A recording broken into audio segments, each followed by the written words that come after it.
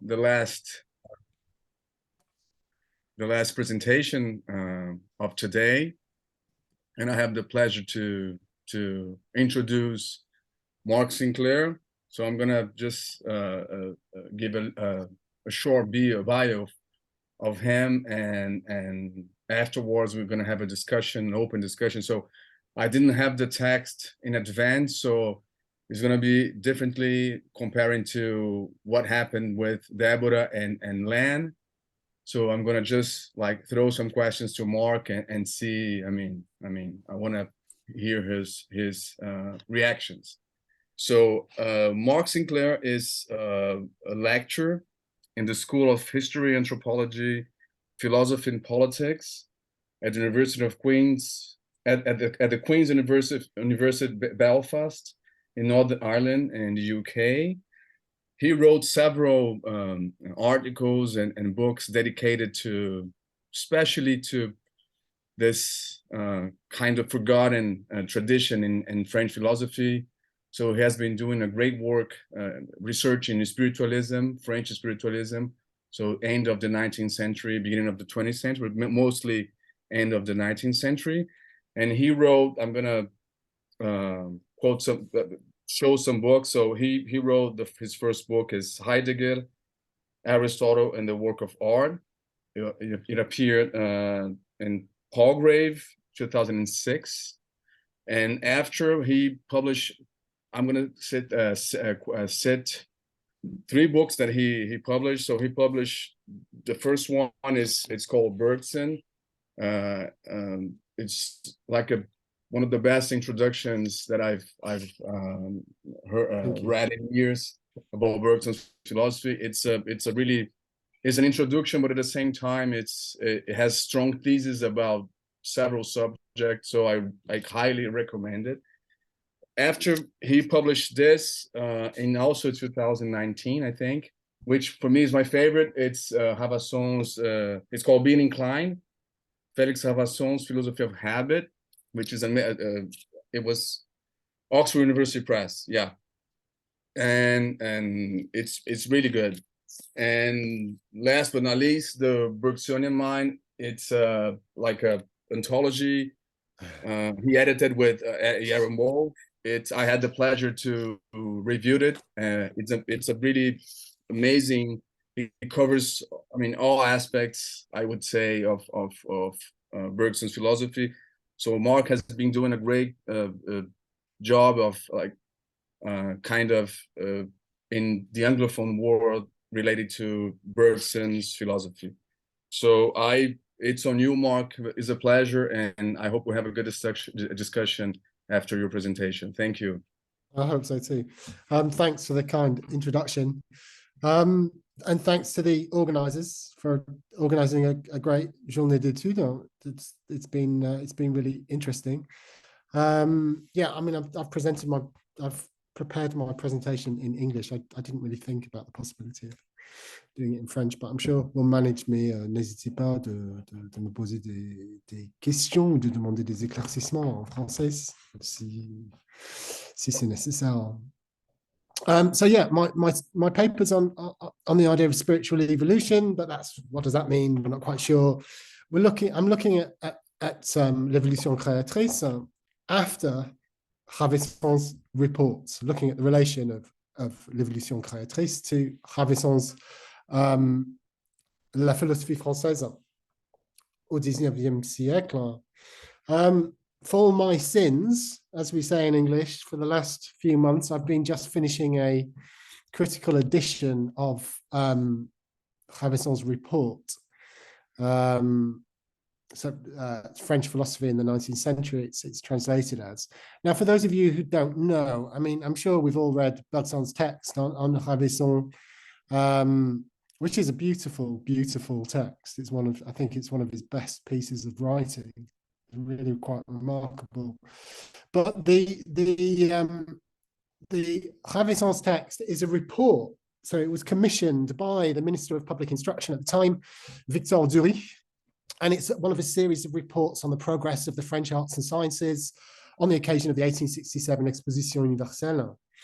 And in philosophy, of course, in the 1860s, this is a time of Renaissance. Remember that in 1853, is it, you know, once Napoleon III takes power, you know, philosophy is reduced to logic in the French lycée. There's no agrégation anymore. You know, the philosophy has been suppressed by Napoleon III.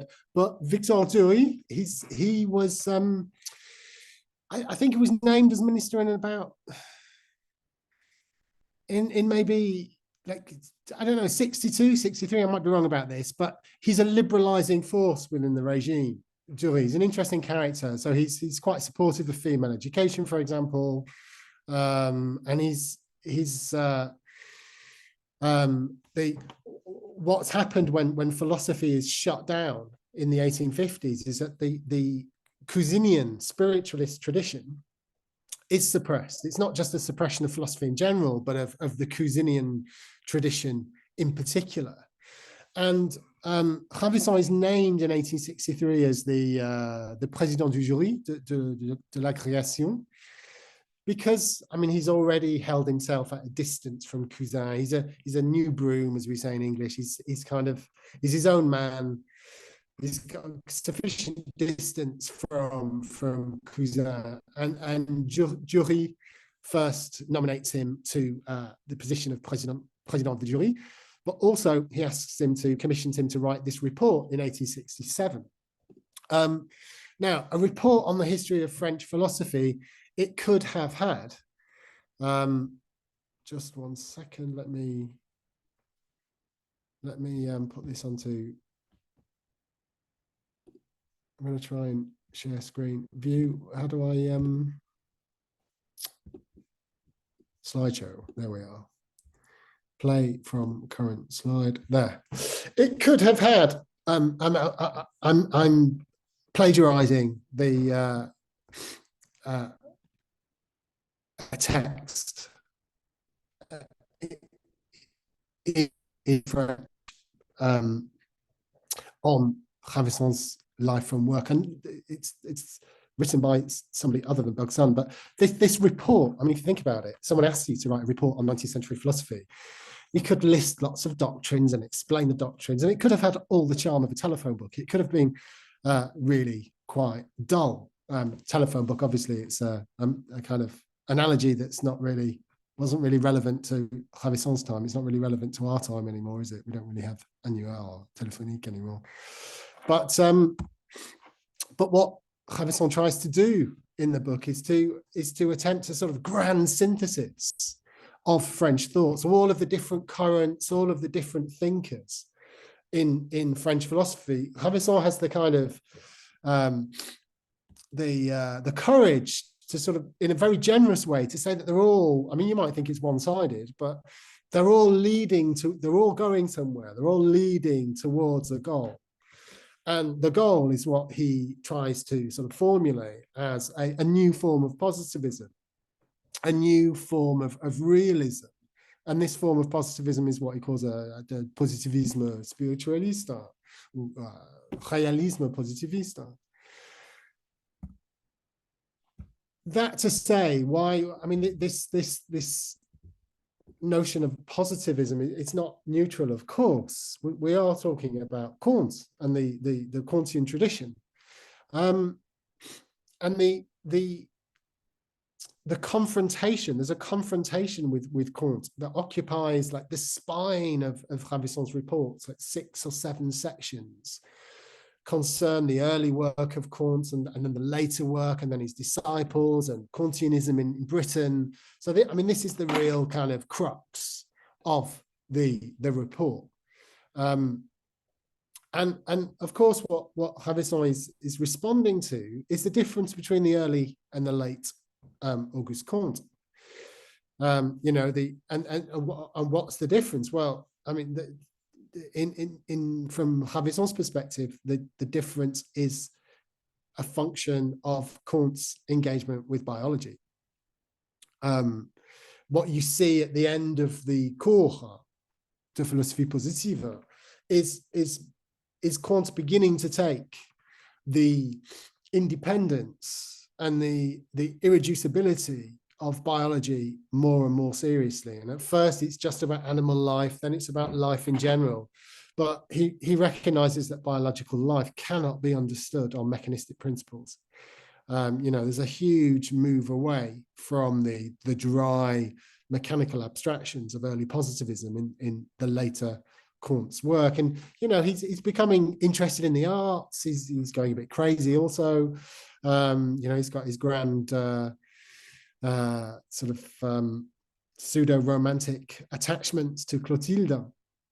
There's a strange story about the later Kants, but it turns on biology. So the key question in Ravaisson's report is the question of biology, and that's why it might be of interest for us, looking back from the perspective of l'évolution créatrice, to see exactly what Ravaisson is saying in the report. And that's my project in this paper. Bergson is very good on this. Himself. He states very simply that the most original idea of the book, of the report, is that a developed study of the phenomena of life will lead positive science to broaden its framework and to go beyond the pure mechanism that it enclosed itself for several centuries. But Bergson's also good when he says, look, this is not a simple observation. It's not that Ravaisson is looking at a doctrine, or he's looking at the later Kant, definitely, but he's extending it and looking it to the 19th century as a whole, at a time when we might think that a kind of mechanistic, scientistic worldview is becoming predominant.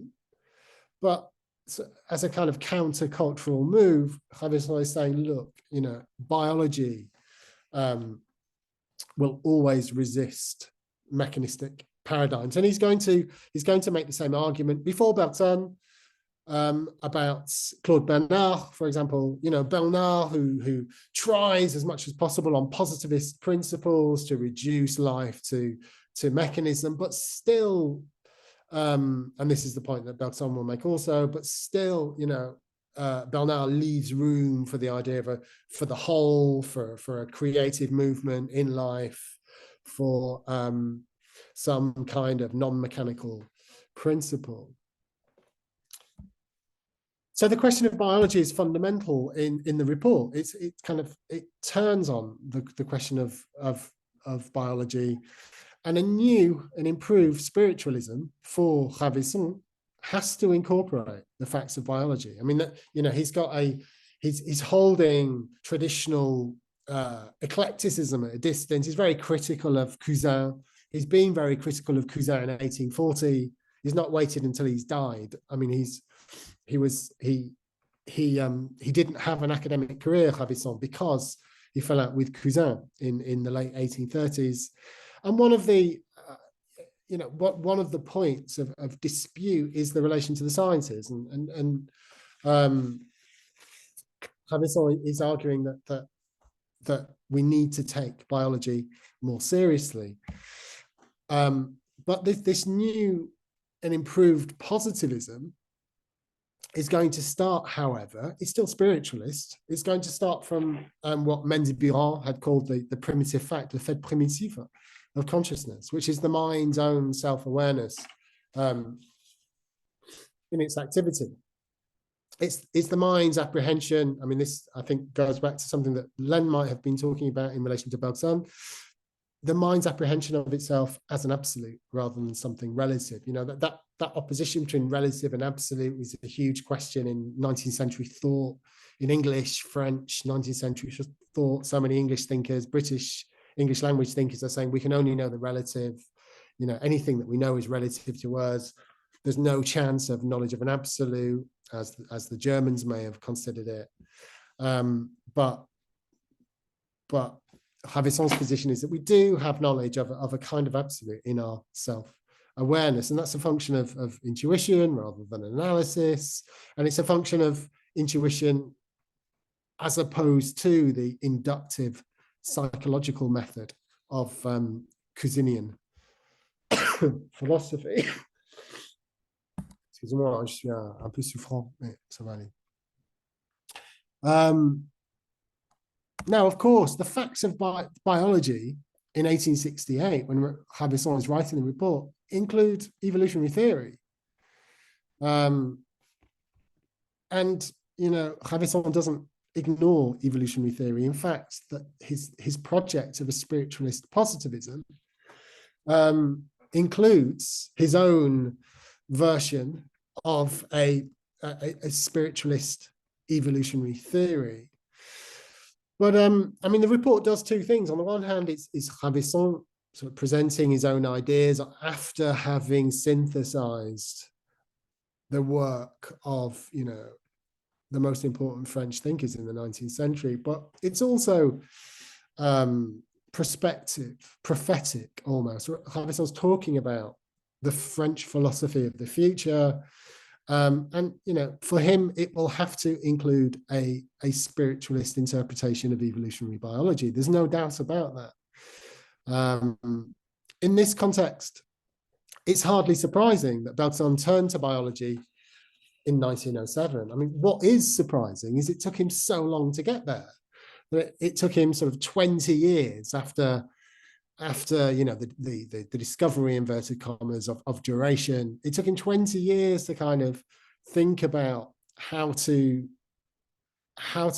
situate duration and a spiritualist interpretation of experience, how to apply that to biology.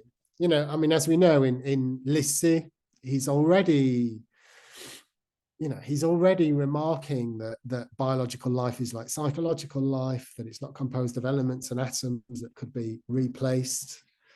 You know, there's the analogy is there already in 1889. So, I mean, it is quite remarkable that it takes him nearly 2 decades. And it's quite remarkable also that when we look at his lecture courses, sure, the biological life becomes more and more of a question in 1903, 4, 5 maybe, but he does seem to kind of hold off from that reflection, that possible reflection that had been prophesized, if you like, by Ravaisson in 1868. He holds it off for quite a while.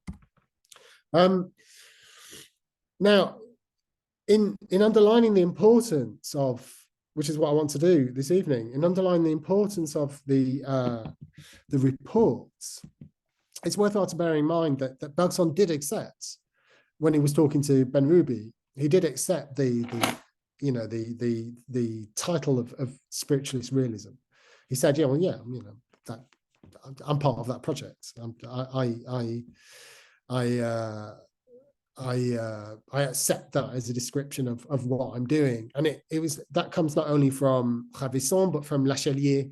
Lachelier, in the last few lines of his Du fondement de l'induction, talks about un réalisme spiritualiste après Ravaisson. So yeah, Bergson accepted this notion of a spiritualist realism, and we know, we've just said that spiritualist realism is going to involve a spiritualist interpretation of evolutionary biology. In this sense, in 1907, and we'll see this in more detail. I mean, he is, as Jean Beaufret has put it, si proche de Ravaisson.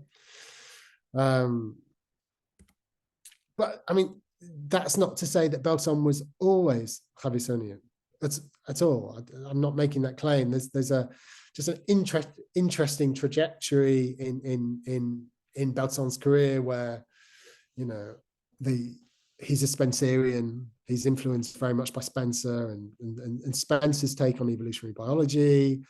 We know that then there's the reflection on time, the idea of duration that pulls him out of that. But gradually, he's going to come back to his kind of, I mean, maybe it's a bit retrospective to say this, but his Ravaissonian roots in some sense, and they are his roots because they were everybody's roots at the time. As Bergson says, everybody was reading this report in order to pass la création. So after 1868, you know, generations and generations of students were reading this in order to progress their academic careers. So what I want to do this evening is just to point out why returning to the report is useful for understanding l'évolution créatrice. We can approach this under three headings. And one is the question of vitalism. And what I'm going to say this evening is just a development of some of the remarks that Mathilde and Bruno have already made recently in writing about the question of vitalism. Secondly, the relation of life and matter, particularly as exposed in chapter 3 of l'évolution créatrice. And then finally, the specificity of Bergson's conception of evolutionary life as tendency after Ravaisson. I'm just going to check on time.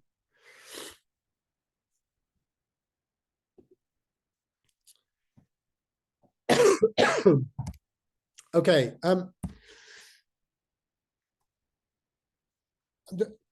One of what I hope for this critical edition of Ravaisson's report is going to make it impossible for us to, for us to reflect on l'évolution créatrice and ask whether or not Bergson's a vitalist. Because, I mean, Bruno's touched on this in his article in Parisia recently, because what Ravaisson does in key sections of the report is trace controversies in medical philosophy throughout the 19th century, and these controversies returned in the 1850s. And what Ravaisson does in the report, and this is not a Ravaissonian invention, it's not like Ravaisson is doing anything particularly interesting here, he's just reporting on the nature of the discussions, but he does it very clearly. And he shows that there are three alternative positions to iatromechanism in physiology at the time. That there's animism, and look, animism can mean any number of things. There's Van Helmont, there's Stahl, but in the context of 19th century French discussion, Stahl is the key figure, and he's the key figure for Ravaisson. Ravaisson is a Stahlian. There's vitalism, of course, Barthez et compagnie, in Montpellier, and of course there are differences between the different Montpellier thinkers. Bourdieu is not exactly offering exactly the same doctrine as Barthez, and the actual term vitalism may arrive slightly later and be applied retrospectively to this school. But the point remains, it's a distinct position. Animism, to explain, I mean, I'm sure you're quite familiar with this, but animism is the idea that biological functions can be explained by appeal to a mental or spiritual principle. Vitalism is a reaction against Stahl's animism, and animism more generally. And it's the idea that no, we don't need the soul. We do need a special principle, but we don't need the soul. But these two positions are contrasted with what Ravaisson calls organicism, but which has also been sometimes also called plurivitalism. I think plurivitalism is perhaps a more helpful term, because with Bichat what we get is the idea not that there's one overarching vital principle in the physiological body, but that depending on the nature of the tissues and the nature of the organs, there are kind of different living principles in the body. So we've got three competing principles. When we talk in the 20th century of vitalism or not, and we shove all of these different positions under the heading of vitalism, it's just an appauvrissement du discours. It's an impoverishment of discourse. The questions are sharply and clearly defined in 1850s France. And what happens actually is that it's been rumbling throughout the century, but in the 1850s, Montpellier vitalism is attacked by an Italian theologian, Ventura, in 1853. And you can sort of imagine what the stakes might be. A Catholic attack on vitalism. Why? Because the idea is that the living principles, independent of mind, that might have consequences. No. And so Ventura wants to say, no, it is mind. The living principle is a function of mind. Interestingly, clergy in Montpellier disagreed, siding with their scientists and physiologists in their city. But so it's a theological dispute in the 1850s, but then there's renewed attention to Stahl's work on the part of philosophers. All the old and the new sort of spiritualist philosophers get involved in this debate, and there's really serious attention to Stahl again. I mean, Albert Lemoine, a key figure in the report and in 19th century French philosophy, writes a book. I mean, you can see in the title, Le Vitalisme et l'Animisme de Stahl. Even the title is taking seriously the distinction between vitalism and animism. And, you know, Lemoine's got things to say about Stahl's animism and, you know, its relation to vitalism. Now, these are clearly demarcated positions, but it doesn't mean there's no confusion in the discussion. There is, in fact, on Ravaisson's account. Ravaisson is steadfastly holds to the line that Stahl has been misunderstood. He's been misunderstood and caricatured by those inclined towards either vitalism, organicism, or you know, mechanistic materialism. He's even been misunderstood by some of his defenders, because what Stahl is not saying is that conscious mind is in control of, say, basic physiological functions like digestion. No, it's not an absurd position like that. It's that thought is graded. There are different levels of the thinking principle. And you find in Stahl, like you find in Paul, you find a distinction between logos and logismos, different forms of thought. And Ravaisson's position, which he thinks is strictly Stahlian, is that what's governing biological processes is thought of a preconscious variety that's continuous with, but irreducible to, rational, reflective thought. Now, a bit of care is needed here. If I say that Ravaisson is Stahlian, it's not that he's just ignoring somebody like Claude Bernal, who's, you know, like more and more convincingly explaining more and more of biological life mechanistically. No, I mean, Ravaisson accepts this almost entirely. But again, I mean, what Bernard can't explain is unity, is the harmony in the organism, that is precisely what we need some kind of spiritual principle in order to explain. Now, these discussions concern human physiology, first of all, but they're extended to life in general. The question of animism, vitalism, organicism in relation to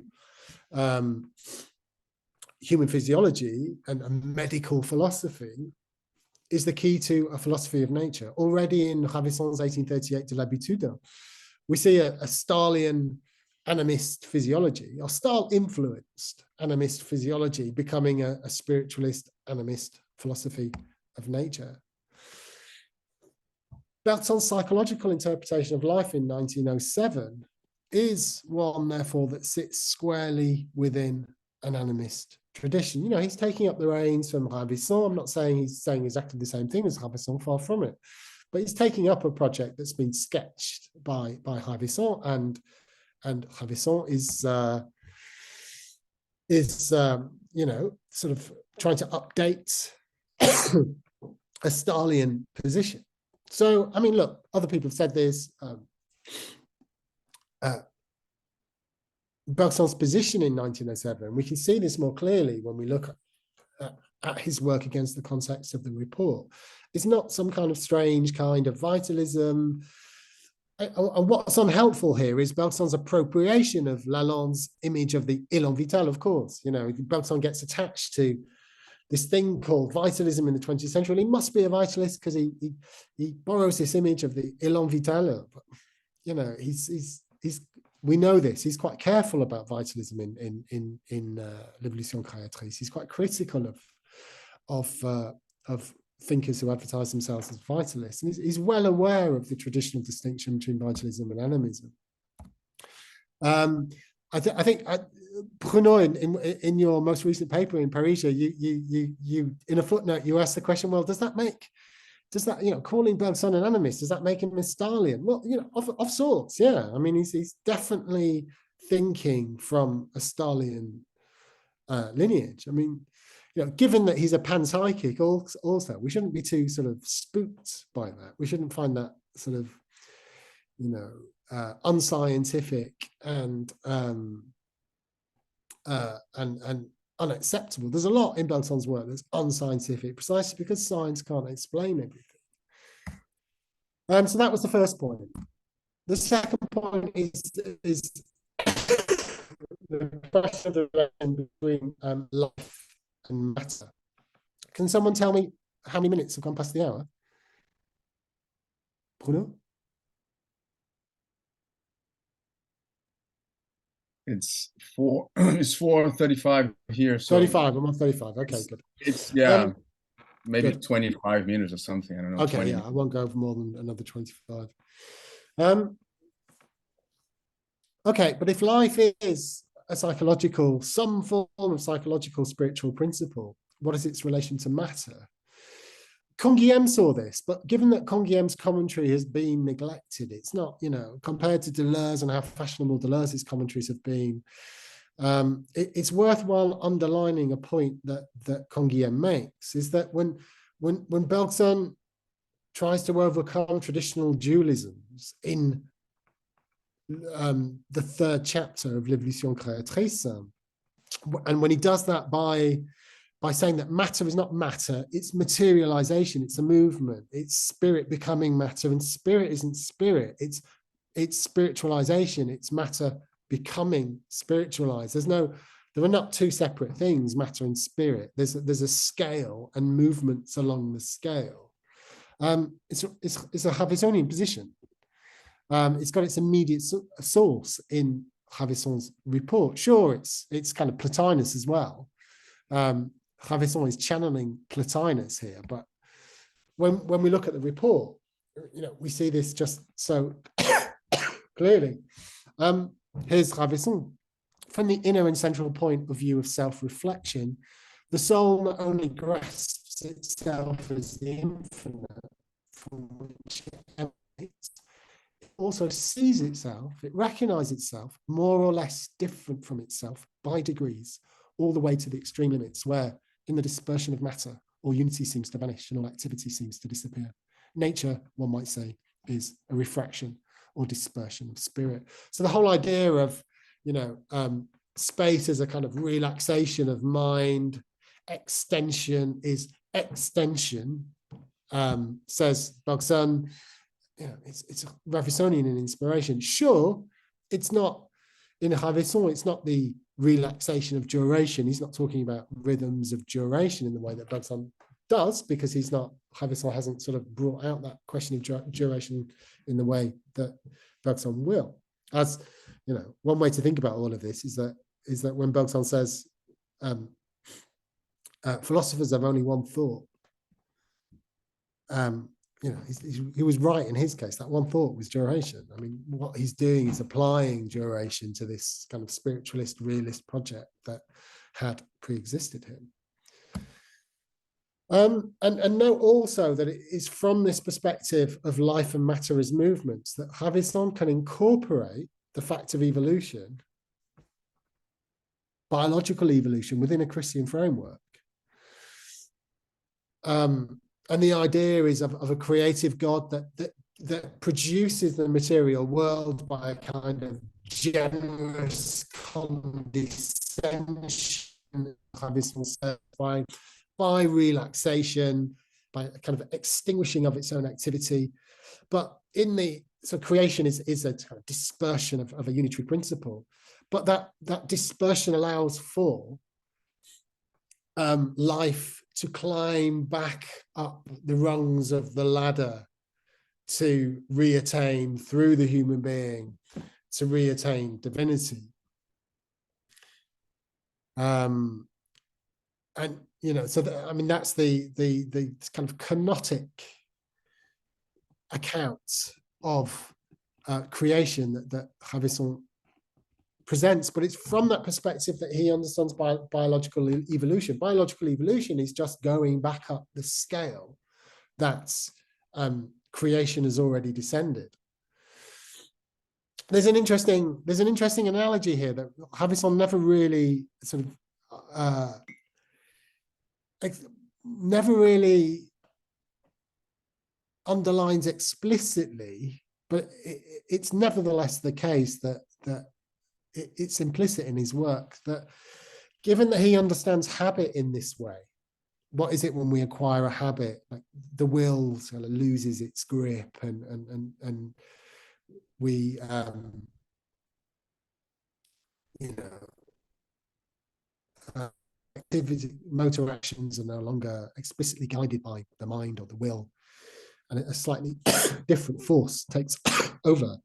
But that's what every time we acquire a habit, we are experiencing something of the Christian doctrine of creation from Ravaisson's perspective. It's that kind of relinquishing that through which we are to understand the Christian doctrine of creation. Of course, this theological framework may appear absent from L'Évolution créatrice, but we know also that Bergson will describe the project of the book in very Ravaissonian terms later. To De Ton Dequin, Bergson says his philosophy reveals a free and creative God, generative of both matter and life, and whose creative effort is continued in life by the evolution of species and by the constitution of human personalities. It's strict Ravaissonian orthodoxy here. Okay, another 10 minutes, and then we shall be done. Another reason that it's instructive to look back to the report, I think, is to try to think about the notion of tendency in Bergson's philosophy as a whole, but in L'Évolution créatrice in particular. And of course, what Bergson is trying to do with the idea of life is try to find some middle ground, as we know, between mechanism and finalism. The élan vital is irreducible to mechanism and to traditional forms, at least, if not all forms of finalism. It's neither the force involved is neither impulsion nor intellectual attraction. In order to grasp this, Bergson appeals to an idea of tendency. But again, this is really not surprising. It's the maître mot of French philosophy since, I mean, if not merely since 1868, I mean, since 1838, when Ravaisson, since Ravaisson's thesis on habit. One can see this in Boutroux, in De la contingence des lois de la nature, 1874. Boutroux puts it pithily, la tendance, c'est l'être même. Being is tendency. So when Bergson says life is tendency, I mean, we're taking up a key philosophical ideas, pivotal, crucial ideas in the spiritualist realist tradition, and Boutroux is an essential moment in that tradition. I try to explain this in my Bergson book, that Boutroux is Laurent Fedy has done well on this in the French literature, but Boutroux is absolutely crucial for Bergson's account of freedom in Time and Free Will, and he's a key moment in this French spiritualist realist tradition. Boutroux, of course, is also interested in biology. The penultimate chapter of his book is called L'être vivant.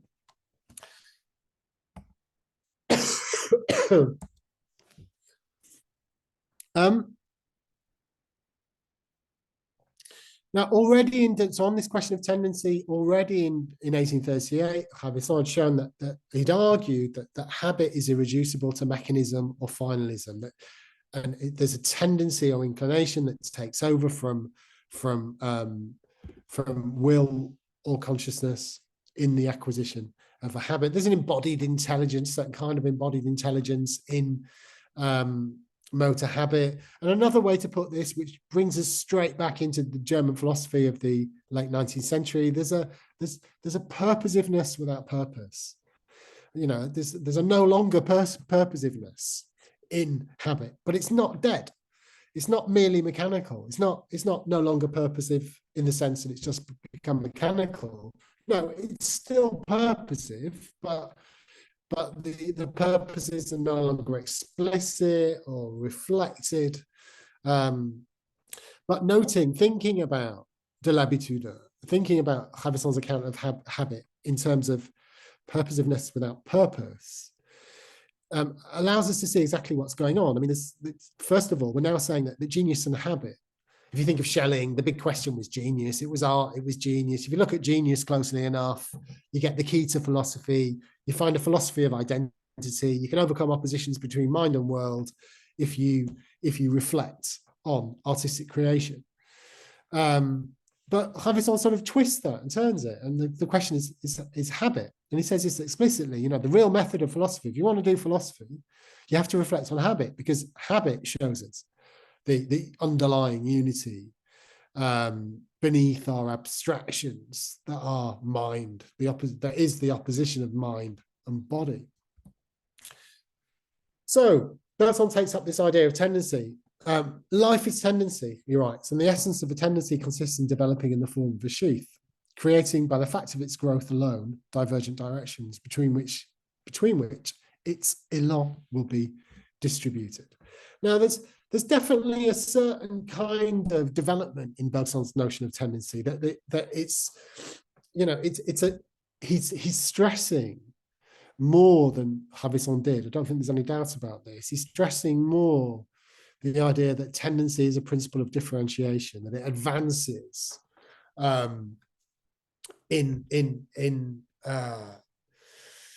a kind of arborescent differentiation. But the thought wasn't foreign at all, precisely because he's reflecting on biology. The thought wasn't foreign to Ravaisson either. Ravaisson, one of his last texts, the Testament philosophique, life is a creative principle with the lines through which it is embodied spread out like a spring that pulls out into every part of the whole. Very familiar with the Darwinian idea of the tree of life. Somehow you've got to, a spiritualist evolutionary philosophy's got to account for that branching and divergence and differentiation, whilst, and Bergson's still doing this, I think, isn't he? Like, whilst, allowing for the human being to be at the avant-garde of the evolutionary wave and regaining contact with God. Particularly in the context of Les Deux Sources, we kind of see that's roughly speaking Bergson's project.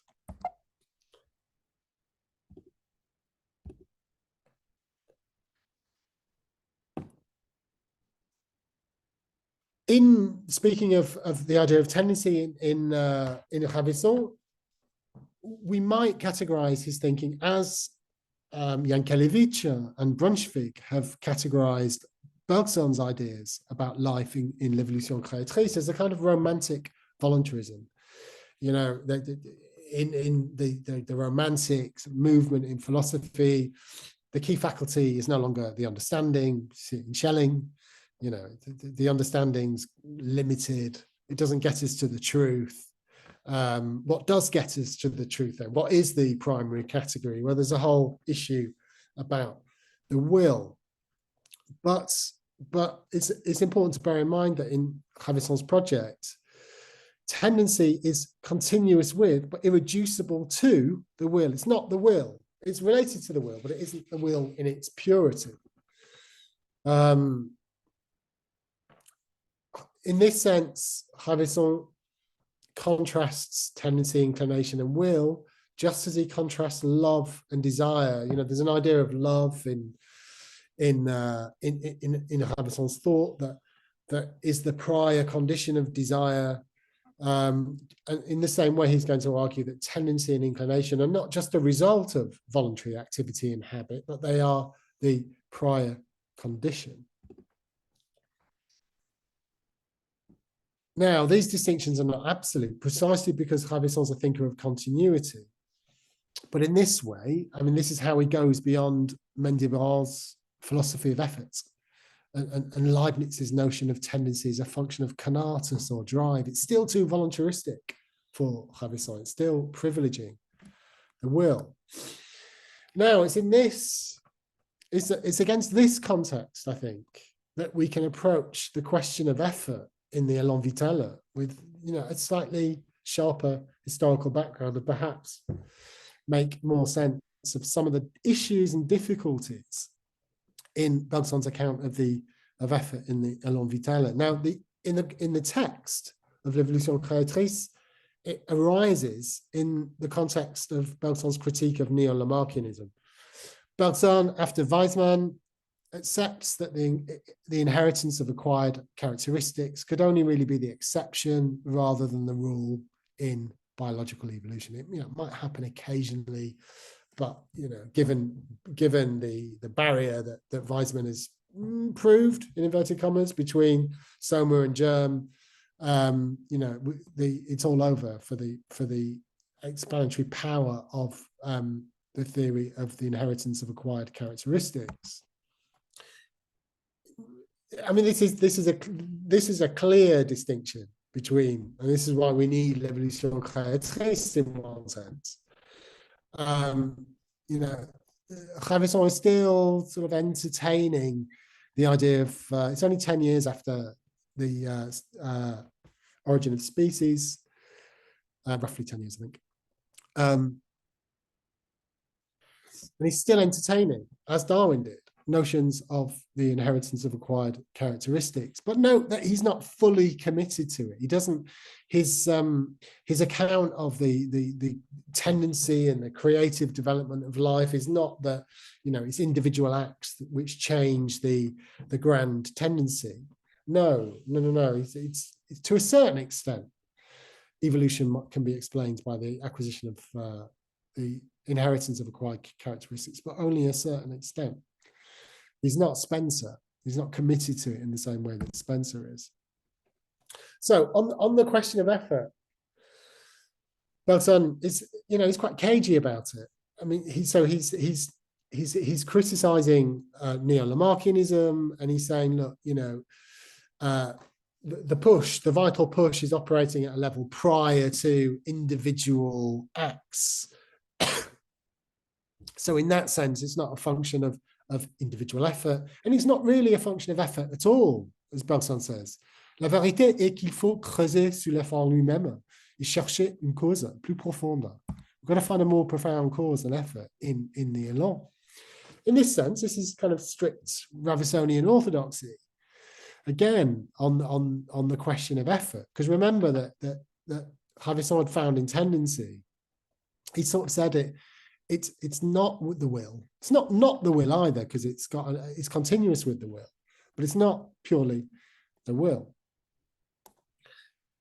Now, in intellectual efforts, the essay that Bergson writes in 1902 and that appears in L'énergie spirituelle in 1919, Bergson finds this more profound cause of effort in the dynamic schema. And I've kind of been led to think a bit more about the dynamic schema, something I didn't mention in my Bergson book. And some commentary recently has tried to emphasize the importance of what Bergson says about the dynamic schema in l'effort intellectuel for the whole project of thinking about tendency and thinking about life. Now, in the essay, Bergson presents a dynamic schema. I mean, I won't go through all the details with you. I'm presuming you know it quite well. As the precondition of intellectual effort. What happens through intellectual effort is that the dynamic schema gets realized and differentiated and disassociated into images, and you know the virtual becomes actual, as Deleuze might say. But why no mention of this in L'Évolution créatrice? Why exactly doesn't Bergson talk about this directly if it is fundamental to his account? I don't know. I think in the end that, look, tendency and dynamic schema, schème dynamique, they're just synonyms. I mean, it is what a tendency is, a dynamic schema. I mean, that's one point here. That's why Bergson didn't really need to develop it or return to his essay explicitly. And there's another point here, is that what Bergson says about intellectual effort, remember the specificity there of Bergson's essay, it's about intellectual effort, not effort in general. His approach to intellectual effort was probably already influenced by biology, by the idea of the becoming of life as arborescent differentiation. I mean, it's a bit hard to think that he's just come up with this idea of differentiation in a dynamic schema being actualized, a virtual dynamic schema being actualized just by reflecting on intellectual effort. It seems to bear the mark of what he's going to say about biological evolution. I've got 2 minutes, Bruno. Okay, is that all right? 5, yeah. 5. Okay, thank you. So, I mean, that's another concern I have. But also, I mean, if this idea of a dynamic schema was crucial to Bergson's conception of life, and if the idea of intellectual effort in the same breath was crucial to the notion of tendency and his notion of biological life, we have to bear in mind that it would give us only a very weak analogy. We've got to remember the specificity of the idea of intellectual effort. It's intellectual effort. It's about playing chess and resolving a maths problem. And it's a bit difficult to go from that to an account of life in general. It might have been much easier with the notion of habit, because we were going down the scale. We were kind of getting involved with the body, and it's some kind of embodied intelligence. But trying to think about the nature of life in general from the perspective of intellectual operations is a perilous, sort of weak philosophical position. I think it's for that reason also that Bergson doesn't sort of, rely on what he said about intellectual effort in L'Évolution créatrice. It's not to say that what he says about intellectual effort is of no interest for the question of tendency, for understanding what he means by tendency. It is probably an important source for what Bergson means by creation. Precisely because he's less kind of absolute about creation here. When he talks about, he doesn't make a distinction between l'art et l'artisanat, and what is creation? It's the actualization of existing tendencies or potentialities, and that's quite a different position on creation to what we can find elsewhere. There are moments when Bergson becomes, when he's talking about radical novelty, when he's talking about creation from scratch, there are moments where he's offering a sort of slightly different and apparently more voluntarist, purist notion of creation. Look, my question here is tendency. I'm saying it's to think about what the importance of the notion of tendency in Bergson's account of life and its sense in L'Évolution créatrice. I'm saying it's useful to refer back to the report, Ravaisson's report, and his earlier work also. It allows us to see that, maybe this notion of the dynamic schema is not, in fact, fundamental to Bergson's notion of life. But what is fundamental to Bergson's notion of life is the idea of genius itself. I mean, this is a point that I've tried to make in the book. And you may think I've just kind of jumped on sort of certain remarks of Bergson without much justification, but I think it's absolutely crucial when Bergson talks about génialité, l'élan vital comme force de génialité. I mean, Bergson is definitely then within this romantic voluntarist tradition where we can understand the natural world by analogy with, or as a function of, this power that is genius. And what is genius? It's nature giving the rule to art, as Kant said. It's a pre-intellectual drive or power. Sure, it can work in tandem with the intellect, but the intellect is not the driving force here. The driving force is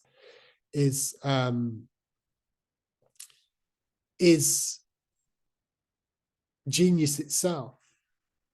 genius as the very kind of essence of a biological of tendency in Bergson's sense. So I mean, maybe my point here is kind of slightly roundabout. It's not really direct, but I've just been led to think about, you know, whether or not this idea of dynamic schema is important for Bergson's conception of life, and I'm not convinced it is actually. I think there is a reason why Bergson doesn't talk about it in 1907. But of course, part of the difficulty here is that Bergson's not consistent on these issues. He's not consistent on the notion of genius. He's not consistent on the notion of creation. And weirdly, oddly for anybody who's, you know, familiar with the history of the notion of genius since Kant, he's going to talk about genius in voluntaristic terms in Les Deux Sources. He's going to talk about volonté géniale. What exactly that means, I mean, it's difficult to say, but you know, he's putting two things together that kind of, you know, Schopenhauer could never have put them together, Kant could never have put them together, Mendibon, for example, in French philosophy, could never have put them together. Schelling couldn't really put them together, I don't think. Although there is a question about the will in the development of German idealism.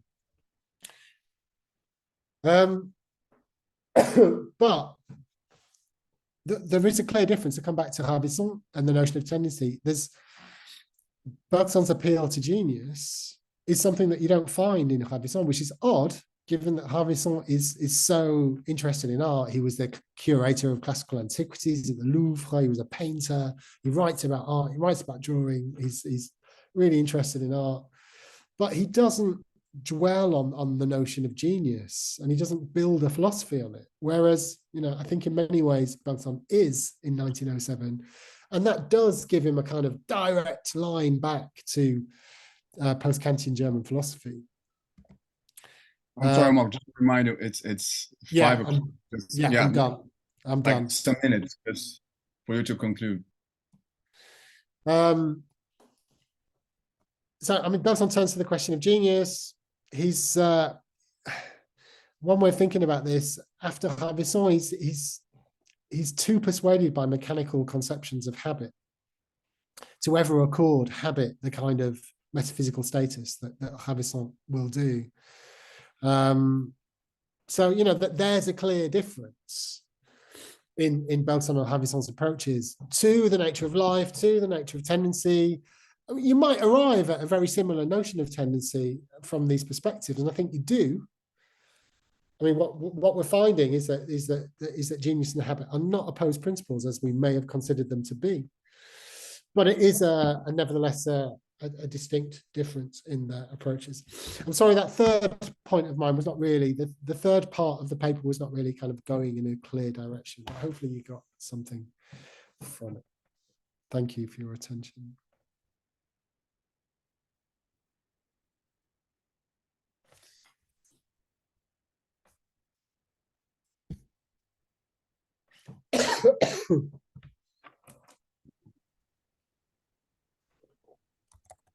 Okay.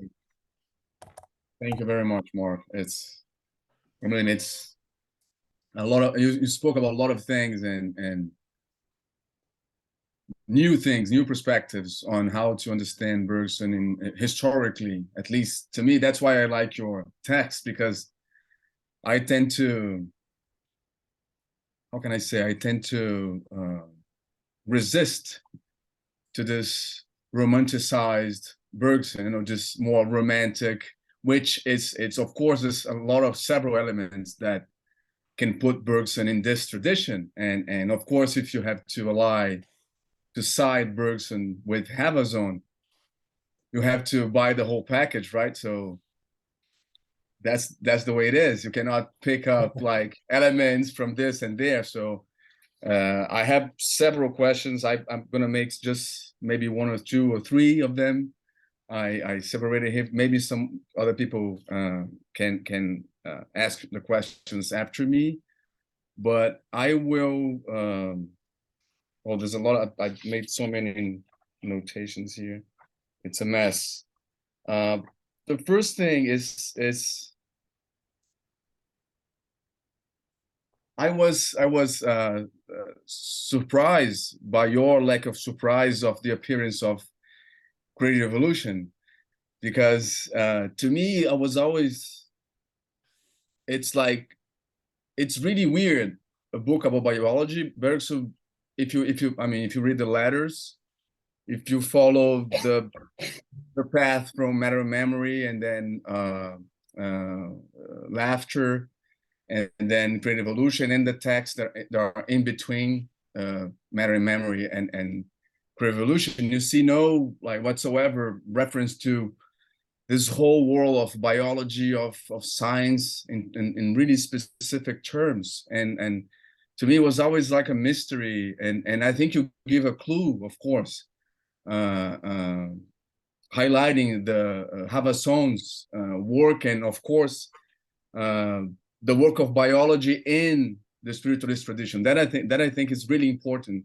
If you see all the, if you follow all the works from Paul Janet, for example, he wrote a big book about final causes, where he discusses a lot within an Aristotelian perspective, the question of not necessarily evolution, but of life, right? So within this frame that you, and I think it's really convincing, but I want to challenge it a tiny bit. Good. I missed, of course, you mentioned, but I missed the figure of Spencer, because from one hand, you have all these discussions about life within the spiritual tradition, but you have Spencer, this huge figure, and Bergson starts there, obviously. He starts at there. the end of the night. Yeah, exactly. Definitely 19th century philosophy. So, but that will put, like, you kind of, how can I say it in English? Shuffle your cards a tiny bit, because you know what I mean? Because then all this story about the schools of, so you have positivism, you have a spiritualist school, you have eclecticism. So all this clashes about positions within each school. It's kind of, is more blended, right? It's more like not so, I don't know, apparent, not so visible, not so clear, not so black and white. So I mean, definitely. I mean, just sorry if I just respond to that. I mean, definitely, it would be a mistake to say that the young Bergson is a card-carrying spiritualist philosopher. That's a mistake. I mean, you know, he's got to play the game a bit, because he's got to pass the agrégation. So, you know, he knows Ravaisson, and he knows who he is, and he knows what the project is. Sure, but he's quite scientific, isn't he? In the early 80s, before the discovery of duration, which interestingly doesn't come from the kind of official spiritualist lineage. It's on the fringes. You know, it's Hegel and Lemoine. Is that the suggestions for the idea of duration are there, oddly, rather than in the spiritualist lineage. But it's Gouillet says it.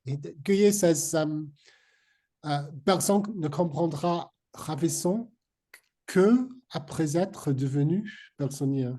It's kind of afterwards that he will come back to the project of time and free will, and, you know, expand it in the way that he does.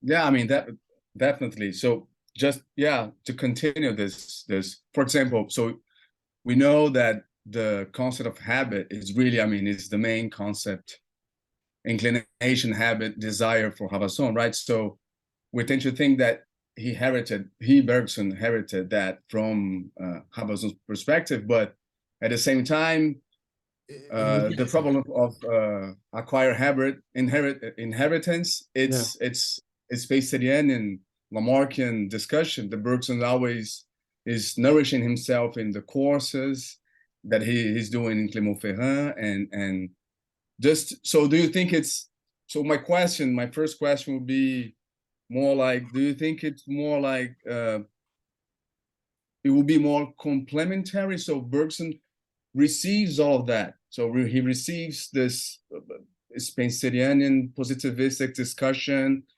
He receives the Ravaissonian romantic, and he kind of tries to, I don't know, to blend, to make it together, to build a new thing. I'm thinking about Lovejoy's article called "Romantic Evolution." So Lovejoy is arguing that Bergson is just like blending in an eclectic way two kind of different traditions and mixing, like Berthelot, the same thing, the same kind of analysis that Bergson is just kind of blending two different things to I think that's true. I think that's true in a certain extent. I mean, you have to look in the details to see how it actually happened. To what extent was he a Spencerian in the beginning? And then he goes through this kind of, which is already internal to Spencer. The idea that science can't account for time. And he just developing that insight pushes him outside. I'm sorry, what will make Bergson's changing of view related to because the concept of life in time and free will is not the same as in matter and memory, which is not the same in okay. How to follow according to this historical good. framework, how to understand that, because life in matter and memory is more like and has a negative, more like a biological in a sense meaning, and in creative evolution is completed. So how to understand this internal changes within this more like a broad framework. I get you. But I mean, commentators have always come up against this question, haven't they? Yankelevich is good on it. Canguilhem is quite good on it. It's what is the status of matter and memory? It's kind of, Bergson's really easy to understand if you take matter and memory out of the picture in a way. That you've just got this descriptive psychology, this spiritualist philosophy of duration in the late 1880s, and 20 years later it's applied to biological life, and with all its details and interesting, but that's simple. But what complicates the understanding of Bergson's philosophical development is matter and memory.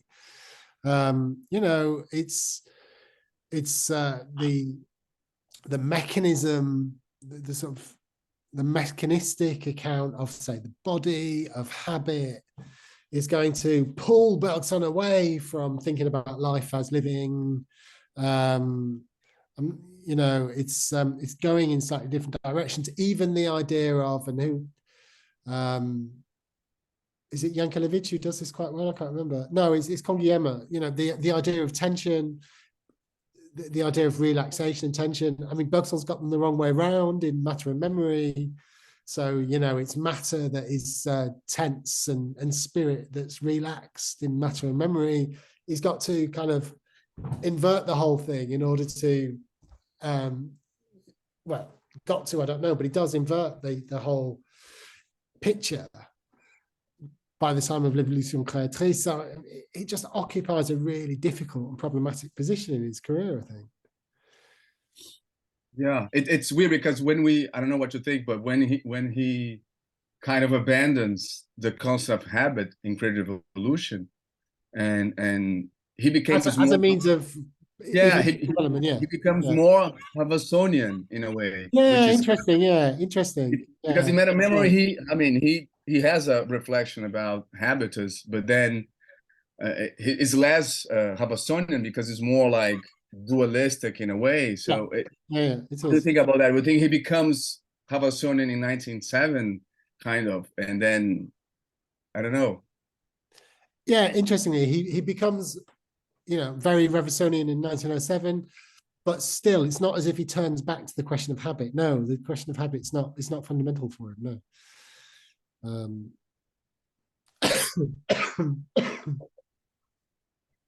Okay, so I'm gonna stop here, and I'm gonna pass to other people to make the questions. The first that I see here is Hisashi. So please, Hisashi. Yeah. Okay, thank you. So thank you, Mark, for this great talk.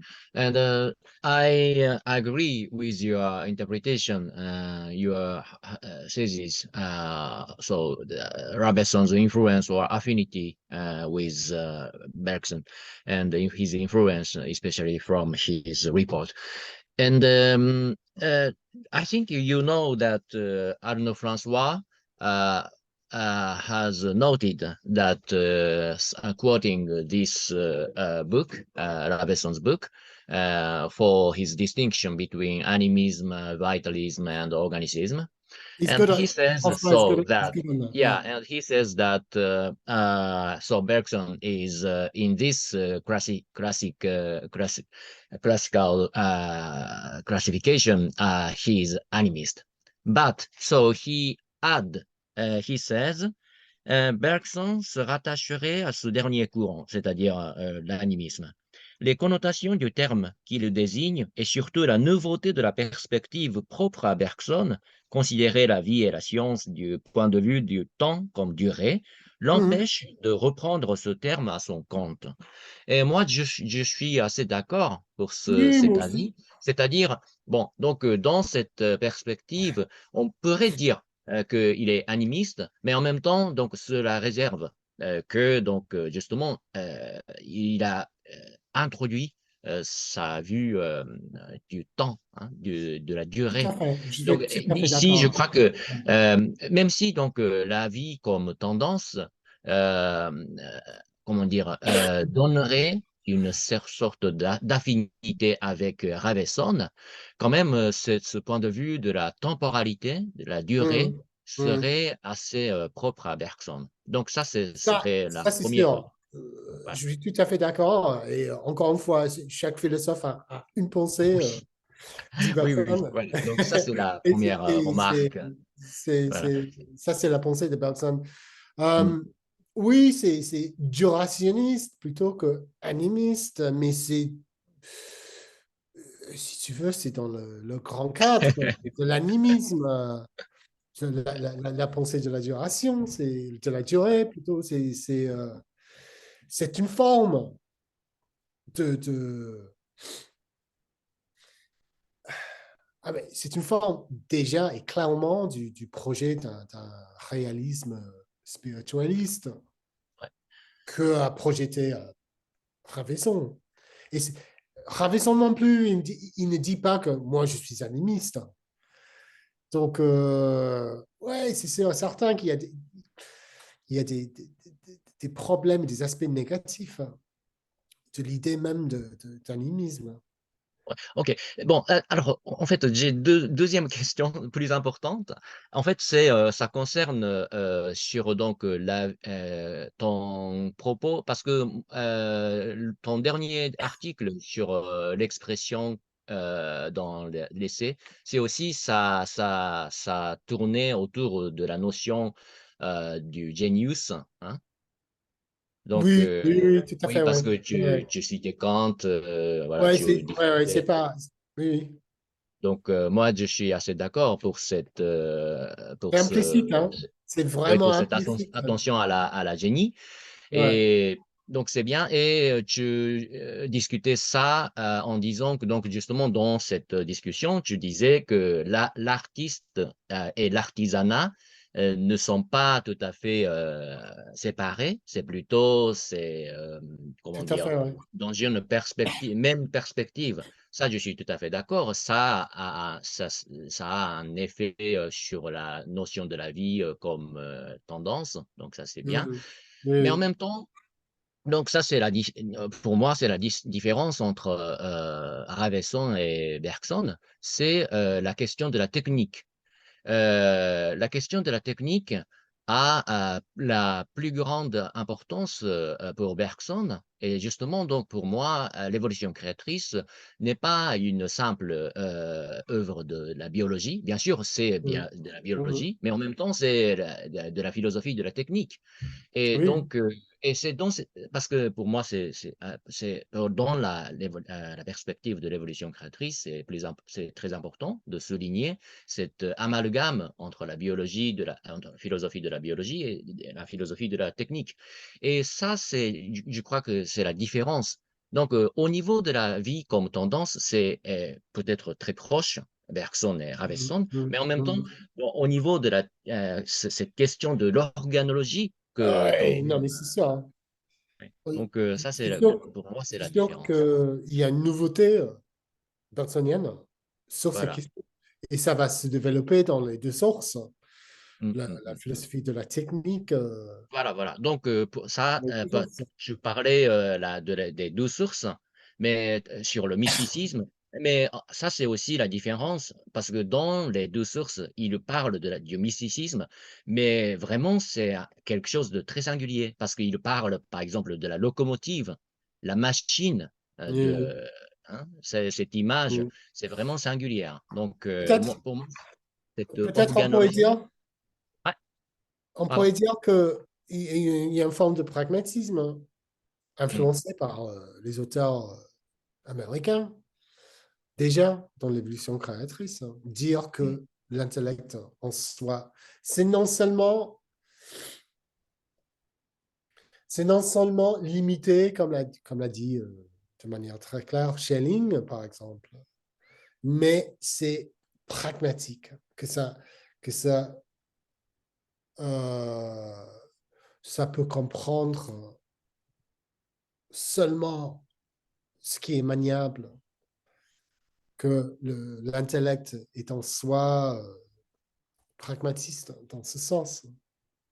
mm, mm. Ça, c'est une nouveauté bergsonienne, c'est ça, dans l'évolution créatrice.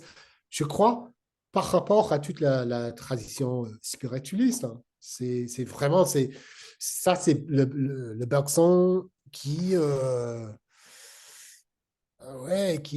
channels, comme on dit en anglais, qui channels un peu la philosophie américaine, la philosophie pragmatiste, hein. Ouais, c'est vrai. Mais la philosophie de la technique, c'est encore autre chose dans les deux sources.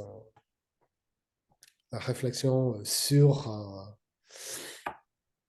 l'Occident, sur le sort du monde occidental par rapport à la technique. C'est peut-être un développement de ces questions, mais c'est autre chose. Bah, merci, hein. Je laisse le temps à Katerina parce que elle a Merci à aussi des toi. questions. Je suis désolé. Ouais, merci, hein, merci. Je peux y aller donc? Bon.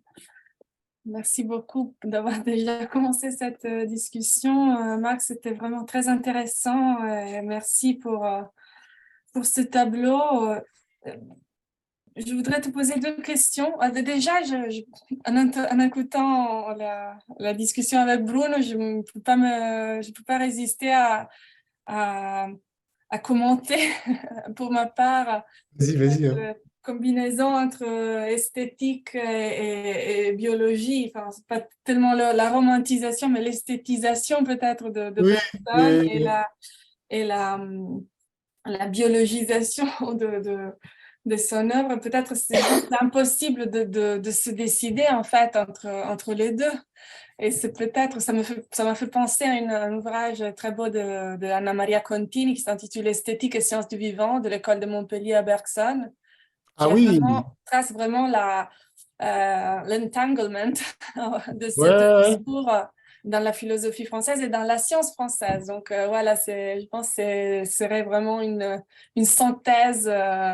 J'ai jamais lu, en fait, mais merci pour la référence. Oui, c'est Anna Maria Contini. Peut-être après, je te l'écris dans le chat, mais c'était vraiment un peu le manteau qui pourrait... C'est un grand projet d'essayer d'aborder tout ça dans un livre. Hein. Oui, de l'école de Montpellier à Bergson, en passant Ouais, justement par Ravaisson, par Comte, par ouais, Bernard, c'est etc. super Donc intéressant. Mais... voilà. Sorry, Catherine, just a thing Oui, about Contini's book, which is really interesting, is that she's telling that this junction between statics and biology is not in the German way. It's a non. different kind of Right. root in vitalism and Montpellier. So that's the really like the different thing of her approach. Just I'm sorry, Katarina. No, Oui. thank you, Bruno. And now, what I wanted to ask you was, pardon, je parle français, c'est plus facile à Ouais, cette heure. vas-y, hein. Je voulais je voulais revenir sur la référence à Kant que tu as fait, qui nous permet aussi de tracer un peu un fil rouge entre la conférence de la semaine dernière de Léon et de celle de demain, peut-être de Camille Riquier. Mais ce qui m'a frappé, que tu te référais à l'esthétique du génie, et donc je me demandais s'il y a aussi une présence de la troisième critique. C'est une question très difficile, mais que je me pose. Il y a aussi une thèse en ce moment qui commence qui se pose cette question, et on s'interrogeait l'autre jour avec cette étudiante sur la présence de la critique de la troisième critique de Kant dans la philosophie française de cette époque, et quelle aurait pu être sa résonance chez Bergson. Ça, c'est une question vraiment informative, mais qui m'intéresse beaucoup. Et deuxièmement, je voulais te demander de revenir sur le passage de l'esthétique du génie, qui chez Bergson aussi est très informé de sources françaises aussi, hein, de l'esthétique physiologique, pour revenir à l'école de Montpellier aussi. Mais le passage, je te disais, de l'esthétique du génie aux volontés géniales que tu évoquais dans les deux sources, quel serait le rapport, à ton avis? Quelle est l'évolution de la philosophie bergsonienne du génie qui l'amène à éteindre quelques traits, j'imagine, du génie esthétique jusqu'à la morale? Ok. La première question, Bergson sur Kant, troisième critique. Quand j'ai abordé la question, pour moi, ça a toujours été indirect. C'est juste pour dire qu'est-ce que ça veut dire quand il parle de la génialité, de la vie comme génialité. Pour comprendre cela, il faut comprendre que dans le locus classicus du concept moderne de génie, chez Kant, dans la troisième critique, l'idée, c'est que le génie est un pouvoir créateur entre guillemets, un pouvoir créateur qui dépasse l'intelligence. Mais ça, c'est assez vague, mais il y a d'autres liens. Par exemple, dans les deux sources, quand Bergson parle de l'émotion créative, de l'émotion en tant que fondation d'une certaine manière de l'élan créateur. C'est basé sur l'émotion. Ça, c'est une idée kantienne quand même. Parce que c'est quoi l'émotion? Personne, c'est quoi le rapport de l'émotion créatrice à l'œuvre? Bergson va expliquer ça comme s'il lisait la définition des idées esthétiques dans la troisième critique. Donc, quand il dit que les idées esthétiques, ce sont des idées attachées à l'objet, à un concept, mais donc, on les aborde à partir d'un concept, à travers d'un concept, mais ils sont irréductibles au sens conceptuel. Donc, il y a tout un niveau de sens dans l'art, selon Kant, qui dépasse la conceptualité. Et Bergson, il dit à peu près la même chose, mais il le décrit en termes d'émotion. Mais émotion, idée esthétique, c'est deux manières de dire à peu près la même chose, n'est-ce pas? Donc ça, c'est Kant. Je pense qu'il a bien lu la troisième critique et surtout l'analyse du génie là-dedans, mais qui n'a pas lu ça. C'est vraiment, ça fait partie un peu de l'air du temps. Alors, la deuxième question, génie, comment Bergson arrive-t-il à partir de cette idée assez kantienne du génie à l'idée de volonté géniale donc, il rapproche l'idée de volonté à l'idée de génie. Ça, c'est vraiment... J'ai essayé c'est plutôt une thèse, c'est hypothétique en fait. J'ai essayé d'expliquer ça dans le livre, mais je pense qu'il a attiré par deux pensées. Donc, d'abord, c'est que la vie est volonté. Ok, d'abord. Et Mais deuxièmement, la vie est création en même temps. Donc, il veut dire, il y a une grande thèse sur l'idée de vie comme création. On le sait bien. Mais en même temps, il est attiré quand même par l'idée de volonté. C'est Arnaud, n'est-ce pas, qui a créé un livre sur Bergson, Nietzsche et Schopenhauer. Donc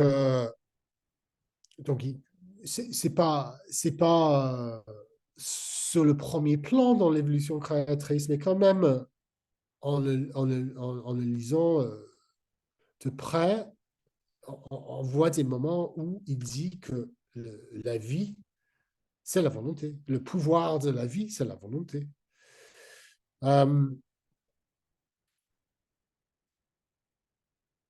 Donc, on a ces deux pensées, la vie est volonté, la vie est création.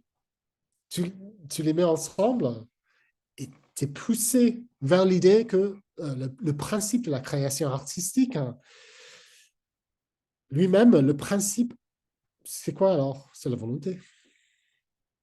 C'est bizarre, hein? C'est vraiment à la lumière du romantisme allemand, c'est un peu bizarre. C'est pas impossible, mais c'est un peu bizarre. Mais je pense que c'est pas forcément une décision que Bergson a prise. C'est plutôt, il est poussé vers, peut-être malgré lui, mais il est poussé vers cette idée à cause des deux thèses qu'il veut garder en même temps. Et c'est pas développé quand il dit qu'il y a des volontés géniales, quand il parle de la création dans les deux sens, mais ça veut dire quoi au juste, volonté géniale? C'est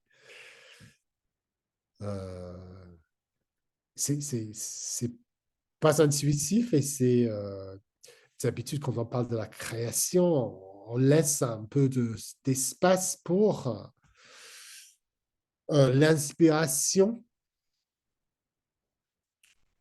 qu'on peut opposer à la perspiration, quoi, à l'effort.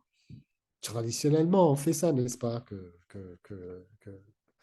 l'inspiration, c'est pas la perspiration, c'est pas l'effort, l'inspiration. Mais personne, il est poussé dans un sens où il aura à nier, en fait, qu'il y a de l'inspiration, parce que s'il y a des volontés géniales, c'est volontaire, c'est plein d'efforts. Allez, J'ai une petite question par rapport à ça. Donc, oui. pourquoi c'est incompatible l'idée de fort intellectuel, Oui. schéma dynamique avec cette idée de génie? Pourquoi? Vous voyez, Parce que traditionnellement, on a compris le génie comme quelque chose qui dépasse la volonté, qui dépasse les capacités volontaires de l'artiste. Et c'est non seulement dans la philosophie, mais dans le discours courant, n'est-ce pas? Quand on parle de l'inspiration, c'est pas le. On parle en anglais des groupes. On parle de the difficult second album.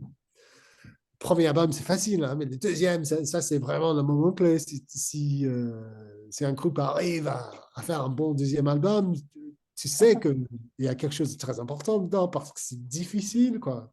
Et ça ne vient pas volontairement, c'est writer's block.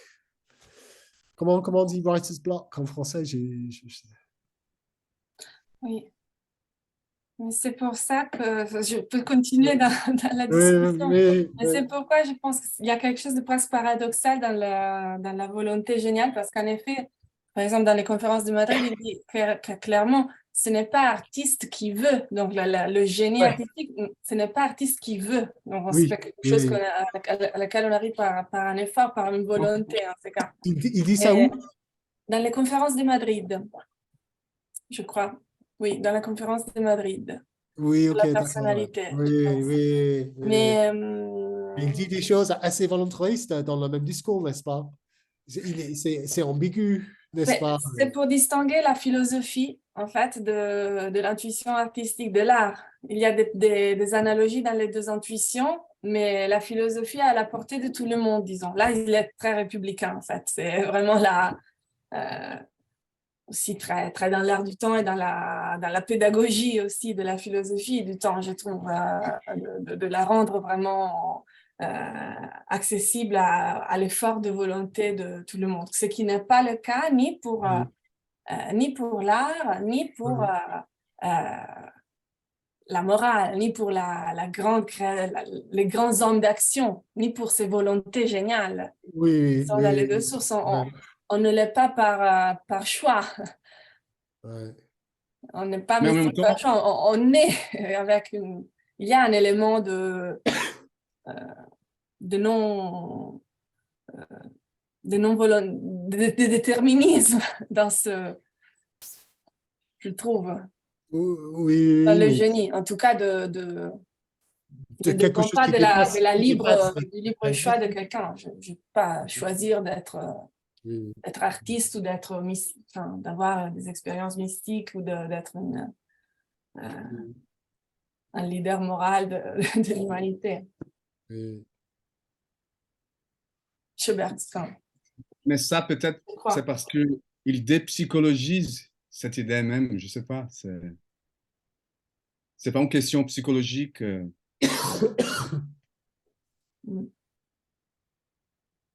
Mais pourquoi tu as dit déterministe? Dans un sens psychologique. Oui, je sais que ça peut choquer d'utiliser ce mot dans le cadre du bergsonisme, mais Non, je suis d'accord.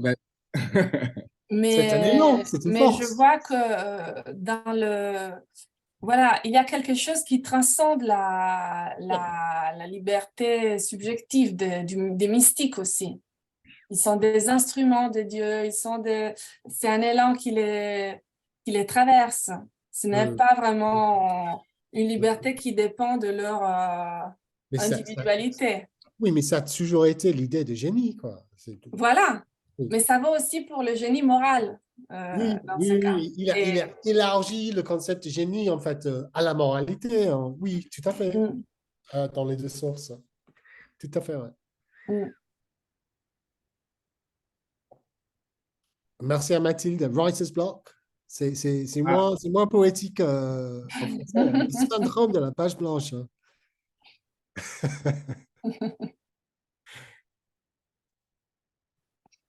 Any more questions? Or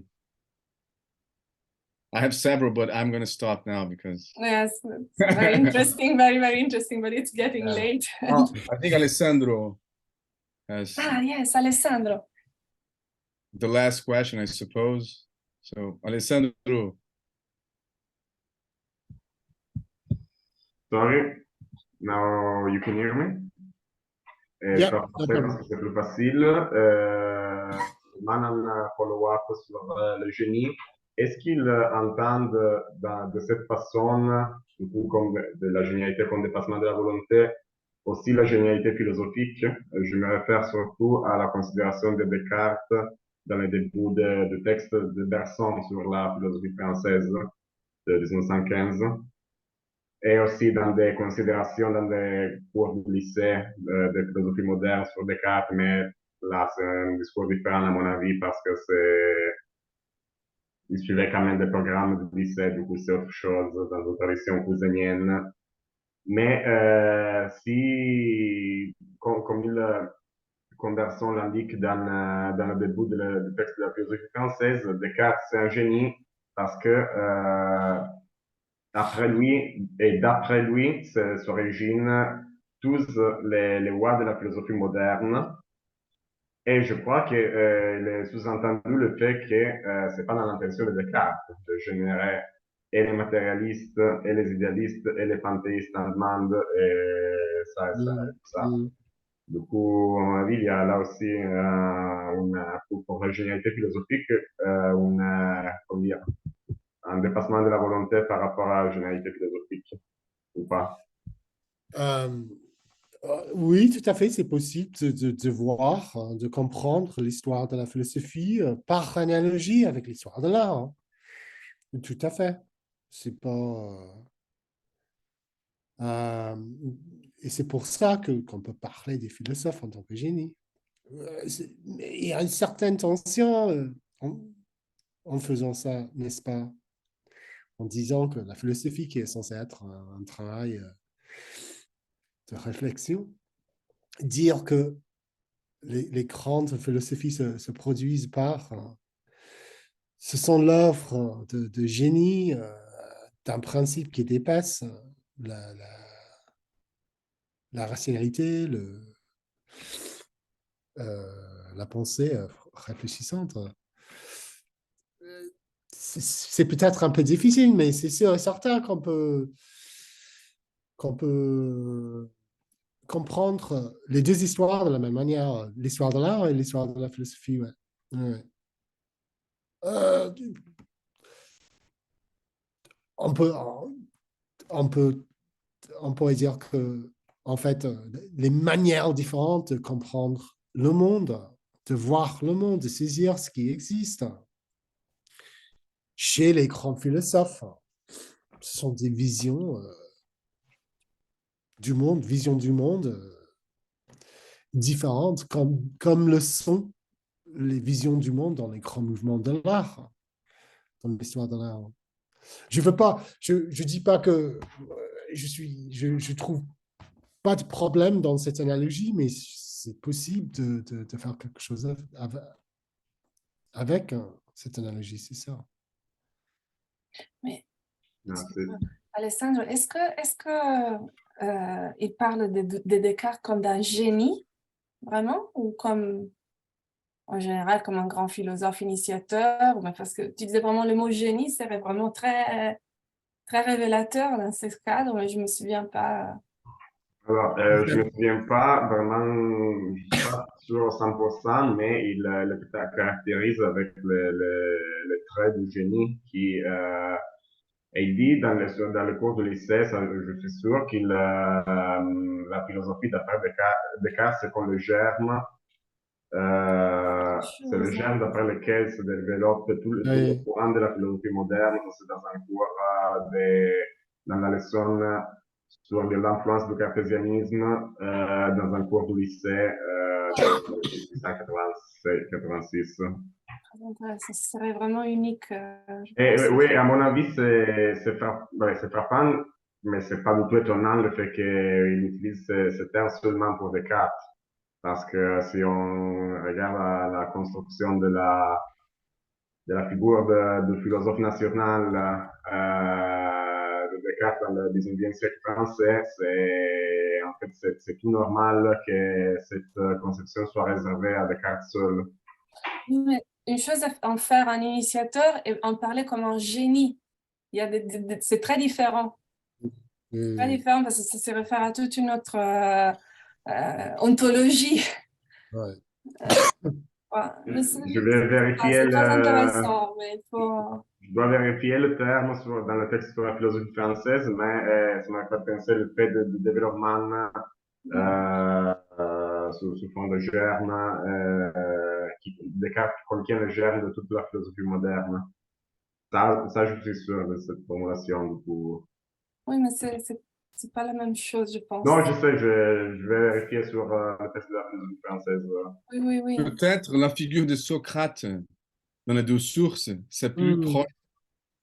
Cette idée de génie, sont ce génie philosophique, disons, à côté de mystique, je ne sais pas. Peut-être ça, là-dessus, il y a des choses à rechercher.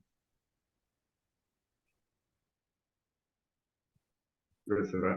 Merci. Any more questions? No? No. That's the time now for us to have dinner. And I have a friend that tells me always that dinner after conferences are like the Bildung. Yeah, so it's where you know, the education, the Bildung is in the dinner, not in the conferences. You're absolutely right. It's great for us to be able to meet, you know, in ways that we perhaps wouldn't be able to do otherwise, but it is very sad that we can't go out for dinner. Next time.